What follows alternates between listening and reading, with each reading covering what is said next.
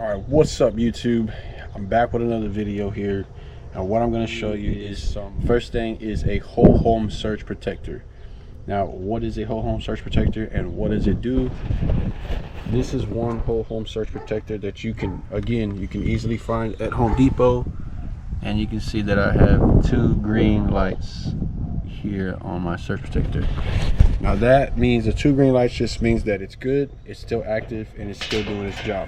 Now, depending on the type of surge protector you get, I have mine on a double PO-50. Now, what does it do and how does it protect your house? You have three types of surges that actually happen. One being, of course, when it thunderstorms or lightning strikes, your power can go out.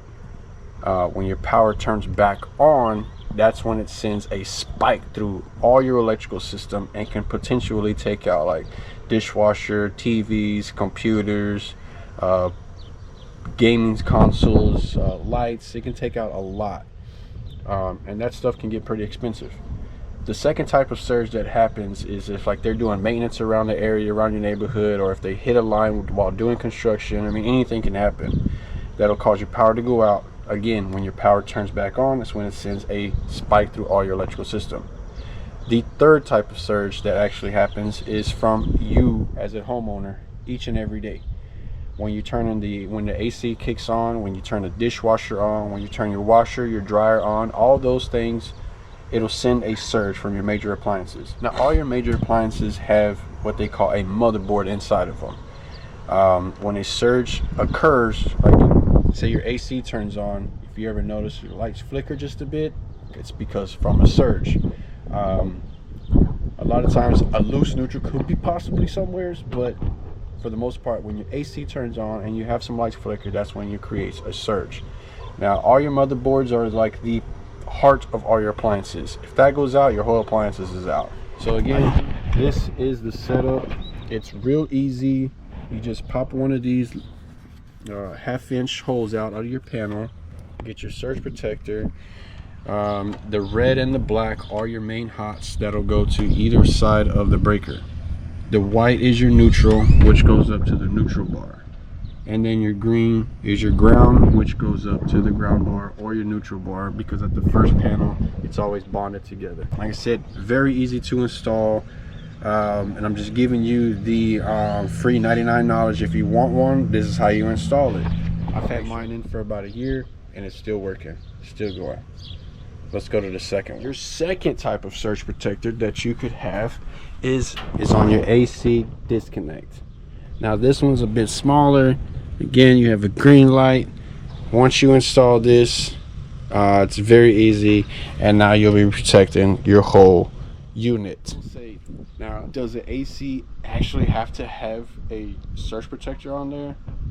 And my answer is, of course, yes. You gotta have one. If you're a homeowner and you don't want to pay over excessive pricing for your AC unit, then yes, grab you one of those. Once you install it, again, it's easy. You open the lid up. You have to take apart in the inside, apply the wires to the line side in the disconnect. You have line and you have load. Apply them to both the lines. Same concept as the whole home surge protector, and then from there it'll start protecting. I forgot to mention that if you do fill in the warranty for the whole home surge protector, you can get protected up to what I think I have is like up to like $75,000 worth. If anything happens, if any damages go on, then you'll be covered. Say if a TV goes out, you're covered. Your PlayStation, your console, PC console, whatever it is, you're covered as long as you fill out the warranty. Now, this is the inside panel. You could also have one in the inside panel. Like, there's no limit to surge protectors. You want to protect your house as best you can, to protect everything from it. Like, you could install one inside. It'll take up two small spaces right there. That's it. And some of them could be just like the one on the outside, or there's ones for the inside. They do have it as breaker type. So you pop it in there, it's just like a breaker, and you're good to go. Start protecting your home. That is the third surge protector that you can have. The number two thing are your smoke detectors. You have two types of smoke detectors. Ionization smoke alarms, which is probably going to be in 90% of all homes in America. The second type of smoke alarm that you have is called photoelectric. The difference between those two is that an ionization smoke alarm, it's gonna alarm and it's gonna send it out through all the other ones, but it's gonna take a lot more time for this to actually happen. It's almost like you almost need a flame underneath or smoke directly going straight up to that smoke alarm for it in order to go off. Photoelectric smoke alarm, on the other hand, is like it has little mirrors and lasers built inside of it that's just beaming around 24/7 as it's active. Now say you have a small smoke coming from one of the outlets. It'll detect that smoke and instantly set an alarm. There's also two ways that you could physically tell if your smoke alarm needs to be replaced. For one, every smoke alarm on the back of it, if you twist it and drop it down, you look on the back side of it, every smoke alarm will have a born on date stamped on the back of it. Every single one of them. If that date is past 10 years, then you need to switch out your smoke alarm.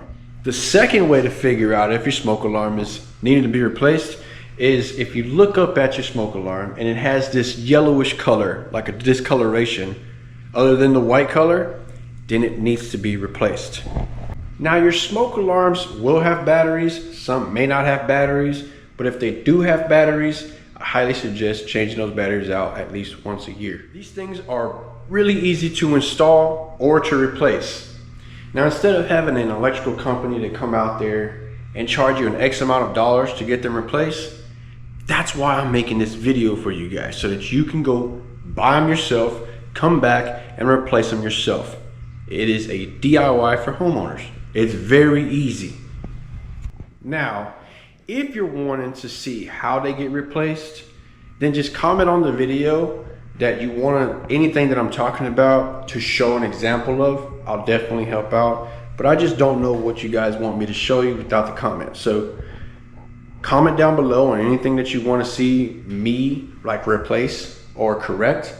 I'll give you the free 99 knowledge. So these are just some of the things that a service company will go out and potentially look at. Hey, yes, we're gonna come and take a look at what you got that you called me out here for, but we're also gonna take a step back and we're gonna do just an electrical safety check to make sure that everything is up to date, everything is safe for us to actually work on. Now, when they come back with this electrical safety inspection, they're gonna give you a whole list of things. Some of the things on there, like surge protector, it's extras added. Secondary surge protector, AC surge protector, those are just things that are not risking your electrical.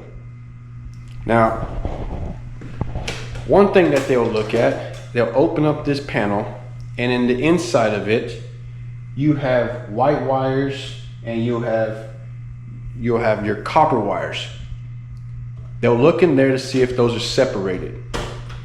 And they'll also look into that panel to make sure that your white wires, which are your neutral wires, they're not double lugged with each other. So meaning like you have to have one white wire under one screw.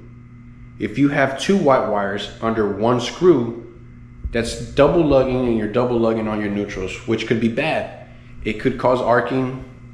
It could just cause a lot of problems. And again, if you want me to get more in details with this on another video, I will open this up and I will show you exactly what I'm talking about. Another thing that you could also look at, again, if you want me to show you any of this that I'm talking about, comment on the video and I will be gladly to open this stuff up and show you exactly what I'm talking about, because it may sound a little bit confusing if you're not an electrician.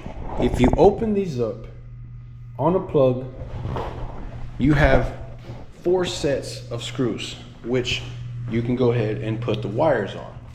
These are your plugs that you see from the front face of your plug. Now on the sides, they have screws. You have copper on one side and you have silver on the other. Now on most of every house, you're gonna have wires that go on this screw and on this screw, which is not bad. But if you have wires that are stuck in these back holes just like this, that is what we call backstabbing devices. Now, what's wrong with backstabbing devices? Everything. And I mean everything. If you have a outlet and you pull it out and you have this wires from the back, that's because the previous electrician was trying to hurry up, get the job done, get his paycheck, and get out of town. Now, backstabbing devices could be a lot of problems. Over time, what these wires do is they expand and contract, expand and contract. Now, with it being shoved in this small little pinhole, what's gonna happen is that you have electricity flowing through that outlet and onto the next one. What's gonna happen is that it's gonna expand and contract, which is gonna make that little pinhole loose. It's gonna cause arcing on your outlet. Now, if you don't have arc fault breakers in your panel, then it's not gonna trip off. Unless it gets over exceeded on the heat, it may jump off. But let's just say you have a neutral wire and it's stabbed in the back of that device and it's got a pretty good air gap in there. So it's been arcing for, let's say, a couple months. You won't physically see what's going on behind that device. All you're gonna see is this. But actually what's happening behind there is that it's been burning up for a while. And eventually it's gonna burn up to the point where it's gonna get overheated and it could cause a fire. You won't see it before it's too late.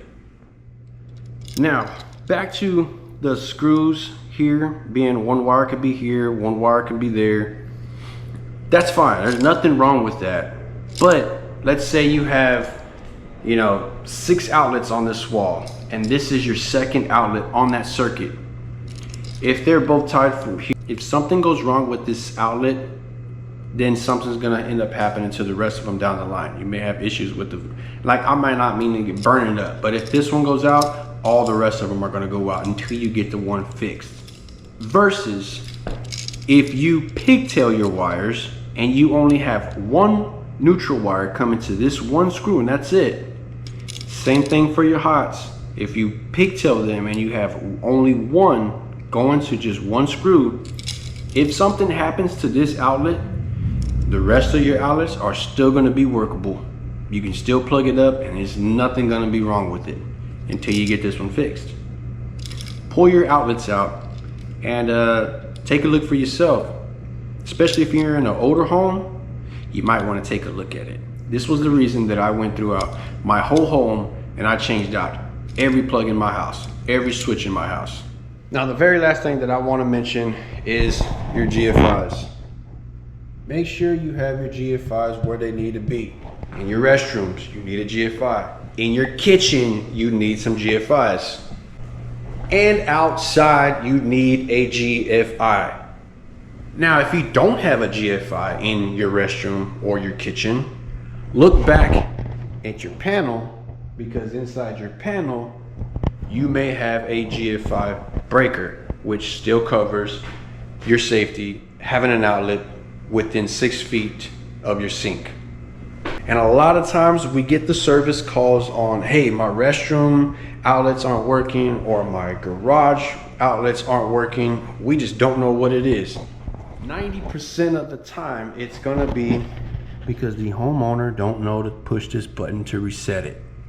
I mean, it's not a big deal, I mean, it's just like, why get, and I've been through it. It's not like I want to charge the people. It's like whenever I get there and I figure it out, usually within the first 5 minutes, I'm like, okay, job is done. I look at the tablet, that's $237, $250, whatever it is. It took me 5 minutes to figure it out. That is it for the video. These are some of the things as a homeowner you could do yourself. And like I said, if you have any questions about anything that I went through, just comment on the video and I will be more than happy to show you exactly what I'm talking about, just in more depth of detail. Taking the panel off, looking at this panel cover right here, making sure that you don't have double tap neutrals or double tap breakers. Like, we can go far into this type of stuff. Comment on the video, let me know. If you haven't subscribed to the channel, subscribe to the channel. Hit the like button for your boy one time on this video. Hit that bell right there so you can get notified when I do publish out a video, because if you want to see something more in depth, I'm on it. I'm giving you guys free 99 knowledge, like, throughout all the electrical. Let's get those subscribers up. I'm out. Peace.